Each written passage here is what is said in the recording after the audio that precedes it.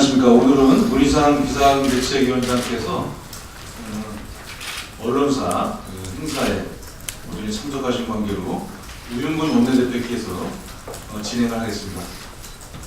우윤근 원내대표의 개선으로 제25차 새정치민주연합 비상대책위원회 회의를 시작하도록 하겠습니다. 네, 제25차 비상대책위원회 회의를 시작합니다. 먼저 우윤근 원내대표의 모두 발언이 있겠습니다. 네, 어제 있었던 여야 원내대표 주례 회동이 결렬됐습니다. 국민 절대 다수가 요구하고 있는 소위 사자방 국정조사를 강력하게 요구했습니다만 합의에 이르지 못했습니다. 수차 이야기했습니다만 사자방에 관한 비리 의혹은 어떤 경우에도 여야의 정쟁의 대상이 아닙니다. 비리를 밝히는 정의와 원칙의 문제입니다. 대다수의 대한민국의 국민들은 누가 우리들 세금에 함부로 손을 댔는가 하는 강한 의혹을 갖고 있습니다. 새누리당이 사자방에 관한 비리 의혹을 감싸는 공범이 되고 싶지 않다면 즉시 국정조사를 해야 한다는 국민의 요구에 답하십시오. 가계부채와 국가부채가 위험수위를 넘어선 지 이미 오래됐습니다. 가계부채 1,100조 원에 국가부채 1,000조 원을 넘었습니다. 중앙정부의 책임 떠넘기에 가뜩이나 어려운 지방정부의 재정은 이미 바닥을 드러낸 지 오래입니다.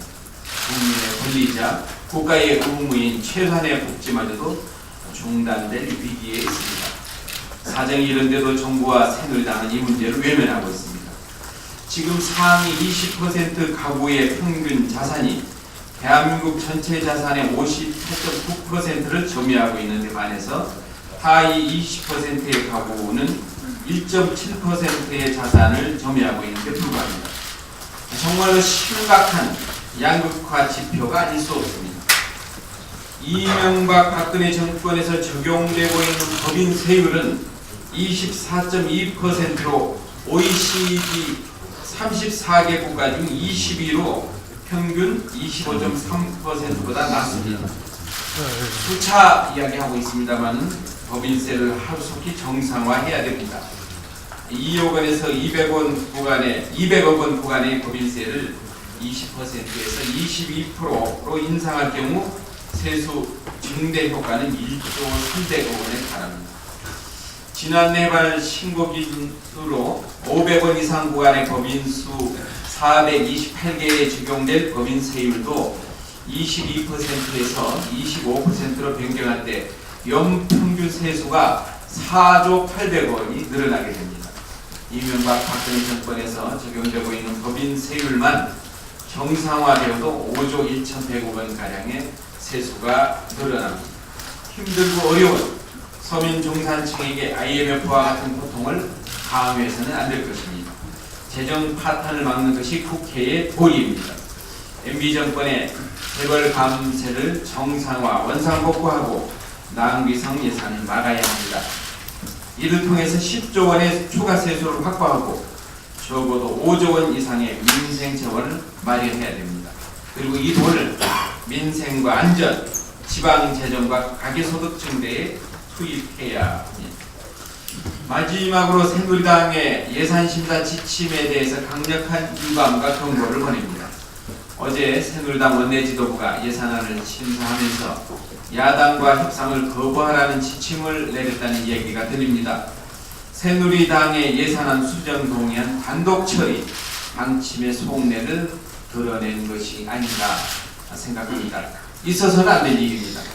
국회 선진화법은 여야가 충분한 대화를 통해서 예산과 법안을 합의 처리하라는 취지입니다. 다수당이 날치기를 통해서 형식적인 법을 이유로 법안 처리나 예산안 처리에서는 국민들의 저항을 감당하기 어려울 것입니다. 절대로 묵과할 수 없다는 점을 분명하게 경고합니다. 그런 의도로 예산 심사를 강요하면 그 결과는 국정 파탄이고 국민적 저항이 될 것이라는 점을 다시 한번 분명히 밝혀합니다. 이상입니다. 예, 다음은 정세균 위원의 발언이 있겠습니다. 어제 민주정책연구원에서 100세 시대를 준비하는 새로운 구상이라고 하는 보고서를 발표했습니다. 100세 시대의 도래에 대비해서 이에 걸맞는 사회 시스템으로 재설계해야 한다고 하는 문제인식을 잘 담고 있습니다.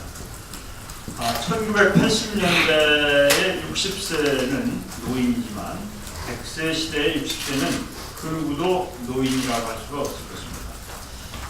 고령자를 부양의 대상이 아니라 사회적 활동 주체로 인식하고 이를 뒷받침할 수 있는 노동시장 정책, 직업정책, 연금정책, 재정정책, 복지정책 등에 대한 성찰과 개편이 필요합니다.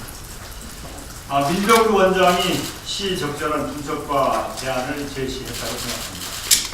오늘 제가 민병두 원장 칭찬한 줄 알고 출석을 안 하니까 생물학적 연령은 노인이지만 사회적 연령은 청년이라고 할 수 있는 젊은 노인 문제를 방치하면 우리 사회에 재앙이 될 수 있습니다. 이미 선진국은 고령화를 가장 거대하고 위협적인 위기로 인지하고 있습니다. 이처럼 본질적인 문제 제기에 대해서 새누리당은 이런 지하에 인기 영합 정책이니 선심성 정책이라고 하면서 매도하고 있습니다. 보고서를 제대로 읽어보기나 했다면 부끄러워서라도 그런 논평은 내지 못했을 것입니다. 좋은 정책은 선의의 경쟁 속에서 만들어지고 가다듬어진다고 생각합니다. 정책은 정책으로 논평하는 집권당다운 모습을 보여주기를 간곡하게 충고합니다. 국민안전처 신설은 경질성 조직 개편입니다. 재난 대응에 있어 정부의 총체적 운영에 대한 통렬한 비판과 반성 차원에서 새로 만들어진 조직입니다. 그런데 인사와 조직 편제의 면면을 들여다보면 가장 중요한 반성의 자세가 보이지 않습니다. 재난안전관리와 거리가 먼 장차관 인사에 관련 조직을 한테 모아 덩치만 키운 옥상옥 구조로 조직의 화합과 협업을 도모할 수 있을지 의문입니다. 경질성 조직 개편에 승진잔치를 벌인다는 지적에 대해서는 궁색한 변명조차도 내놓지 못하고 있습니다. 그간의 경험으로 보면 조직이 비대해질수록 관료주의가 기승을 부리고 부서 간 업무 협조가 원활하게 이루어지지 못하는 반성이 생기기 마련입니다. 이 모든 우려를 말끔하게 해소하고 국민안전처가 국민안전의 최후에 오르러서 제 역할을 다해주기를 기대합니다. 어제 세월호 범정부 사고대책본부가 해체되었습니다. 그동안 본부장을 맡아온 이주영 장관께 고생하셨다는 말씀을 드리고 싶습니다. 장관의 진정성이 세월호 유족과 국민들의 상처에 조금이나마 위안이 되었다고 생각합니다. 다만 범대원 해체에 대한 유족들의 우려가 큰 상황입니다. 정부는 끝까지 유족들에게 힘이 될 수 있는 역할에 최선을 다해주기 바랍니다. 이상입니다. 다음은 박지원 위원의 발언이 있겠습니다. 정세균 비대위원께서도 말씀하셨지만 어제 인사를 보고 국가재건 최고의 인사청은 군 출신만 운영되고 있습니다. 특히 지역 편중 인사에 대해서 많은 지적을 해왔습니다. 그런데 공정거래위원장을 다시 TK 출신을 임명하면서 대한민국 5대 사정기관장, 즉 감사원장, 검찰총장, 경찰청장, 국세청장, 공정거래위원장이 모두 영남 출신으로 채워지게 됐습니다. 역대 어느 정권도 이렇게 노골적으로 특정 지역에 편중된 인사를 한 적이 없습니다. 청와대는 지역 편중 인사가 논의될 때마다 출신지가 아니라 능력을 우선에 임명했다고 하지만 그러면 영남 출신이 아니면 사정기관을 맡을 만한 인물이 없는지 한 사람도 없는지 참으로 개탄스러울 일입니다. 특정 지역 편중 인사는 국민 통합을 해치고 공직사회의 사기를 떨어뜨립니다. 청와대 비서실장과 민정수석은 물론 5대 사정기관장을 모두 경남 출신으로 채운 것은 사정기관을 정권의 방패막이로 삼으려는 것이 아닌가 우리는 의식을 하고 있습니다. 우리 새정치민주연합은 인사청문회를 철저히 해서 이러는 것을 국민 앞에 밝히도록 하겠습니다. 어제 통계청이 생애 주별 주요 특성 분석 자료를 발표했는데 의미 있는 통계가 몇 가지 있습니다. 20세에서부터 34세의 청년층 재학 인구 비중은 1990년 7.5%에서 2010년 24%로 20년간 3배나 증가했습니다. 1930년생과 1970년생을 비교한 평균 초혼 연령은 남성이 4살, 여성이 5.2살로 높아졌습니다. 또 자기 집을 소유한 결혼 1년차 미만이 26.1%, 결혼 10년차가 48.3%라고 합니다. 4가구 중 한 가구가 자기 집을 갖고 신혼생활을 시작하지만 10년 후까지도 내 집 마련을 못한 가구가 절반이 넘는다는 것입니다. 연애, 결혼, 출산을 포기한 3포 세대에 이어 인간관계와 내 집까지 포기한 5포 세대의 비애가 통계 속에 녹아나고 있습니다. 취업, 결혼, 육아, 내 집 마련과 노후 보장은 국가의 의무입니다. 최근 복지를 위한 증세에 대한 찬반 여론이 47대 48로 팽팽하게 나온 한국 갤럽의 여론조사 결과는 이 문제에 대한 본격적인 사회적 논의가 필요하다는 것을 시사하고 있습니다. 지금처럼 반짝 경기를 위해 빚을 내게 만들고 부족한 재정은 담뱃값 인상 등 서민 호주머니를 털어서 메우는 식의 임기응변으로는 한계가 분명합니다. 정책 기조 변경은 물론, 경제정책 기조 변경은 물론 복지를 어디까지 확대할지, 필요한 재원은 어떻게 마련할지, 증세를 한다면 그 대상과 범위는 어떻게 정할지 등에 대해서 사회적 논의를 정부가 더 미뤄서는 안 된다고 생각합니다. 한 가지만 더 말씀드리겠습니다. 대한상공회의소가 최근 한국이 싱가포르, 홍콩 등 아시아 경쟁 국가보다 생산성은 낮으면서 근로시간은 더 짧고 실질 임금은 최고 수준이라는 보고서를 발표했습니다. 그런데 현실은 어떻습니까?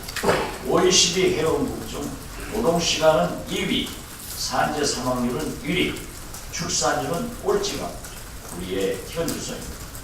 자살률은 세계 1위 맞는 삶의 질 지수가 135개국 중 75위에 불과합니다. 실질 실업률이 10%를 넘고 비정규직의 처지는 날로 열악해지고 있습니다. 최저임금 시급 5,210원에도 못 미치는 임금을 받고 있는 노동자가 전체의 12.1%인 227만 명에 달합니다.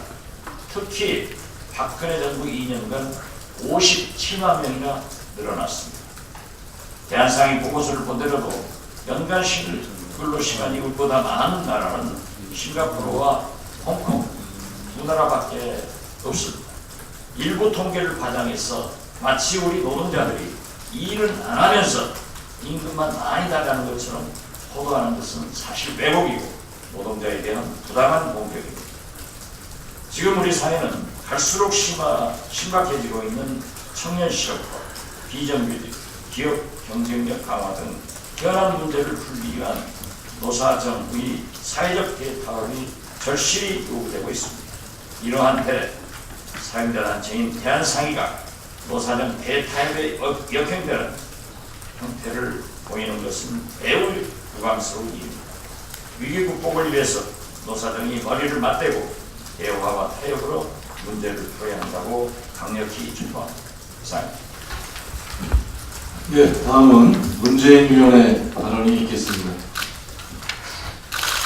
네, 어제가 금강산 관광 16주년이었습니다.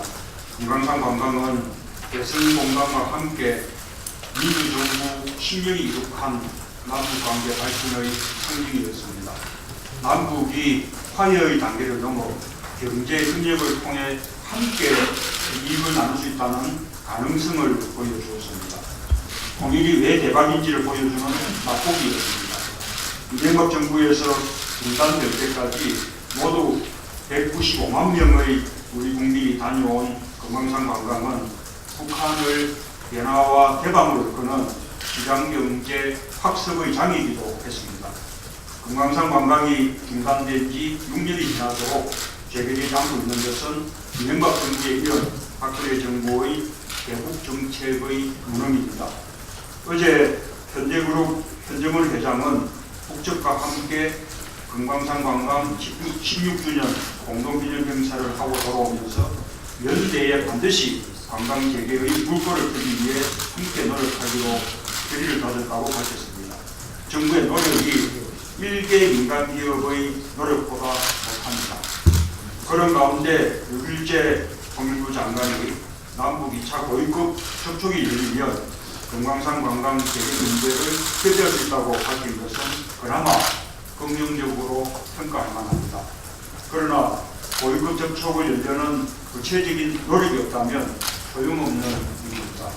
정부가 탈북자 단체의 대북 전단 문제 하나 해결하지 못해서 남북 대화의 자리조차 만들지 못하고 있는 것이 너무나 악합니다. 홍계천 금융감독은 한국은행이 공동 발표한 가계 금융조사 결과에 의하면 우리 국민들의 가계 가치문 소득 대비 원리금 상환 비율이 21.5%로 사상 최고를 기록했습니다. 가구가 벌어들인 소득의 5분의 1 이상을 빚갚는 데 쓴다는 것입니다. 주요 OECD 국가 중 가장 높은 비율이고 2008년 금융위기 때의 미국보다도 훨씬 심각합니다. 한편 한국은행의 보고서에 의하면 근속기간 1년 이하의 단기 근로자 비중이 우리나라가 38%로 OECD 국가 중 최고 높습니다. 또한 전체 노동자 중 12.1%인 227만 명이 최저임금을 못 받고 있고 또 박근혜 정부 들어서 그 수가 57만 명이나 늘었다는 조사 결과도 있습니다. 비정규직의 저임금이 가계부채의 증가로 이어지고 있는 것입니다. 이래서는 대부분의 국민들이 소비 여력이 없으니 대수가 살아날 수 없고 또 경제가 성장할 수 없습니다. 가계부채의 빠른 증가에 대한 따른 대책과 함께 최저임금 위반을 철저하게 단속하고 또 최저임금을 인상하는 등 가계가치문 소득을 높여서 경제를 살리는 경제정책의 대전환이 절실하다는 것을 보여주고 있습니다. 예, 다음은 윤재근 의원의 발언이 있겠습니다. 경기도에서 따뜻한 소식이 전해졌습니다. 고문 후유증에 시달리는 민주화운동 유공자들은 그를 논의무료원에서 무료로 치료하겠다고 합니다. 고문 후유증의 아픔을 너무나 잘 알기에 장경필 지사의 이번 결정에 깊은 감사와 정의를 표합니다. 한편 경기도의 이번 결정으로 지방의료원의 문제가 새로워졌습니다. 홍준표 지사가 지방의료원을 애물단지로 취급했다면 남경필 지사는 지방의료원에 새로운 역할을 부여했습니다. 작지만 소중한 출발입니다. 이번 경기도의 조치가 아름다운 나비 효과를 일으켜 대한민국 관광국에 이어지기를 기대합니다. 사형제도 존폐가 다시 쟁점이 되고 있습니다. 최근 국회에서 토론회가 열렸고 특별법도 곧 발의될 예정입니다. 그동안 사형제도 폐지를 위한 노력이 있었지만 보수 정권으로 바뀌면서 더 이상 논의되지 못했습니다. 하지만 사형제도는 이념의 문제가 아닙니다. 그 어떤 이념도 생명에 우선할 수는 없기 때문입니다. 보수 정부가 추진하는 사형제도의 폐지야말로 대한민국 인권사에 큰 업적을 남길 것입니다. 그래서 서울대 조국 교수는 사형제도 폐지는 박근혜 정부가 가장 큰 업적이 될 것이라고 말했습니다. 사형은 누가 죽을 것인가를 결정하는 문제가 아닙니다. 누가 죽일 자격을 가질 것인가에 대한 문제입니다. 사형제 폐지는 한국을 아시아의 인권 선진국으로 거듭나게 할 것입니다. 이른바 인권의 한류를 일으킬 것입니다. 청와대와 새누리당은 적극적인 협력을 기대합니다.